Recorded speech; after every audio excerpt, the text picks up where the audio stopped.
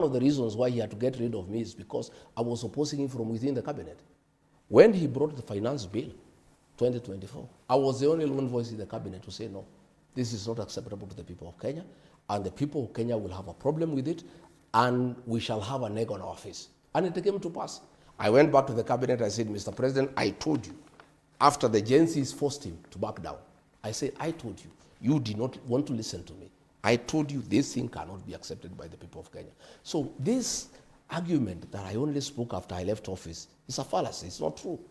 I spoke from inside, and that is what precipitated my removal, because I was bringing oversight and sense, and starting with the people of Kenya from within government. And by the way, that is what the framers of the 2010 Constitution wanted. They wanted a deputy president who is elected and who can check a rogue president from within government. That was the intention of the framers of the 2010 Constitution. They did not expect a robot, an appointed deputy president like the one we have, who cannot say no to the president because he's his appointee. The framers of the 2010 Constitution wanted to bring oversight within the executive so that you have a president and a deputy who are both elected. And since not both of them can go wrong at the same time, if one of them goes wrong, the other one can check him. Hiyo ilikuwa kazi ya bunge. Tuko na makamati mbalimbali za bunge kuangalia jinsi executive inavyotenda kazi yake, mheshimiwa. Are you trying to rewrite what the Constitution says in terms of its spirit and letter? I am saying there is something called the letter and the spirit of the law. The letter is what is written. The spirit is the intention. Why did the framers of the Constitution want two elected people, one president and a deputy elected by the people? So that the deputy president has a voice because he's elected by the people. The current deputy president we have is a robot. He's somebody's appointee. There's nothing he can say. Everything is yes, sir, yes, sir, yes, sir. You had said in one of the political meetings when you were still in good terms with the president that wewe ni mtu wake wa mkono, wewe ni Mr. Yes, sir. I see. Yes, on good things. I was prepared to be yes, sir, on what is true, what is good, what is constitutional, what is within the law. I had no problem. And for the good things that we were doing, I was supporting him 100%. But when he started abductions, extrajudicial killings, I said no. Okay. When he started demolitions and evictions, I said no. When he started theft of public resources, I said no. When he started misappropriation of public funds, I said no.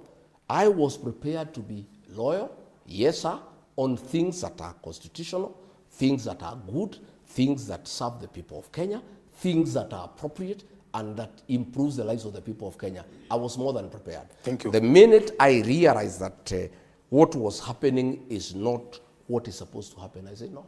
Kuna wakati ulikuwa kama naibu wa rais, wakati chama cha ama coalition ya Azimio walipokuwa na maandamano, tulikuona ukiraukia mapema sana kwa ofisi yako, ukicoordinate masuala ya kudeal with mambo ya maandamano, watu waliuawa, watu wakapigwa vibaya sana, mali ikaharibika. Was this part of the script of saying yes, sir, to the Mr. President? I was not in charge of security operations. The way the security architecture works in You chaired a meeting, Mr. The way the security architecture works in You chaired some meeting in absence of the president. Yeah. Let me tell you, the way the security architecture works in this country is that the president is the chairman of the National Security Council. He also appoints all the security chiefs and they report to him directly. The deputy president has no say in security operations, except if directed by the president to carry out a certain assignment, or the president is out of the country and deliberately assigns the deputy some duties. That meeting I chaired that one day on a Sunday morning.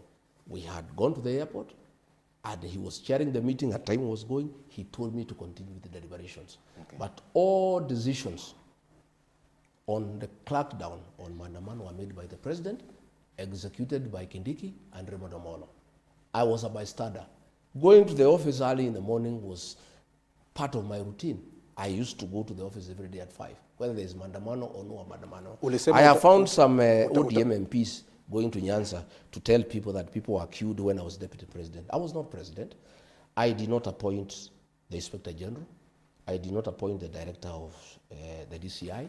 I did not appoint Raymond Omolo. Kuna wakati, I did not appoint Kidiki. Kuna wakati Those were appointees kuna of wakati President Ruto. ukasema kwenye kanda kwamba IG wa polisi wa sasa kijana kutoka kwenyu wewe ndio ulimpendekeza kwa rais. Yes. But he is the appointing authority. You can recommend somebody, but he can take it or not take it. So did you recommend the wrong person? Is that what you're saying? True. Do you regret recommending the IG? No, I have no regret.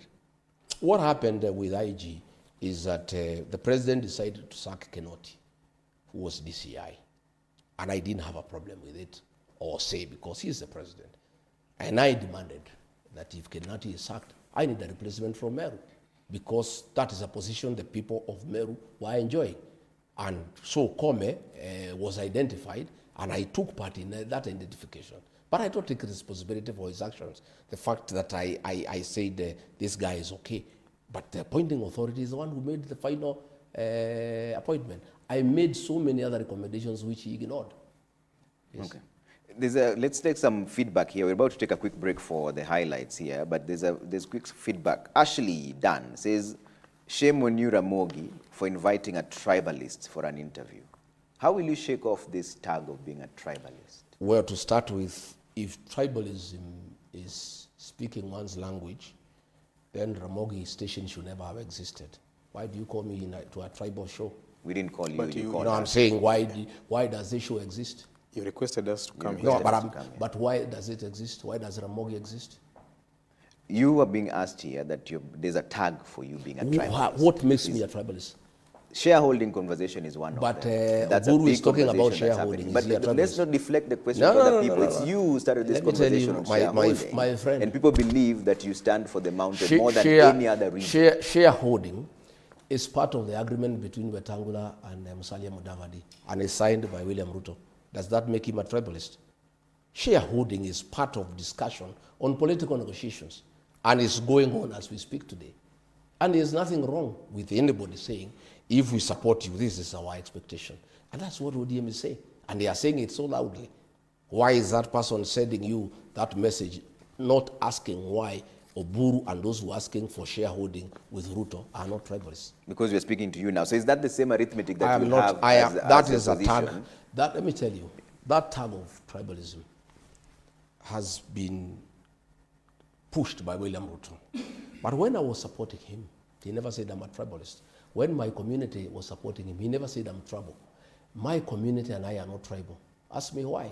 In the last election, we had a candidate called Mwaura. We never gave him any vote. We gave 4 million votes to William Ruto and 1.3 million votes to Raila Odinga.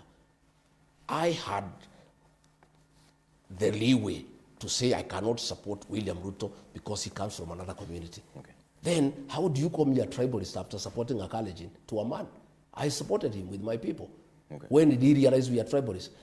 Then he was saying I'm a very good man, a very good mobilizer, a people-centered guy. I don't know what. He had very kind words about me. Okay. But the minute I and my people decided that he had betrayed us, he had shortchanged us, he had deceived us, he is not what he told us he is, he's not what we thought he was, and we changed our mind, then we became tribal. All right, stay with us, Mheshimiwa. We have to take a quick break. Nikwara mogiro kamana nyoko mkitira mugi TV kaendie. Network makende gyogai mar DCP Mheshimiwa Rigathi Gachagua kijalo pjaten piny Kenya machone dala ne makaren obiro ne achiel kachiel kontiere kagi VOJ Victor Tieno Juma mar Radio Ramogi. Waka thuolo moro ywe machuok mondo mwinjare weche manyien madhi biro saa 3 to koduogo kendo to pod odhi medo go mbaka gi Mheshimiwa Rigathi Gachagua menogai mar DCP gi jalup jatend piny Kenya machon. Kik udhi mabor ahinya. Mar DCP gi jalup jatend piny Kenya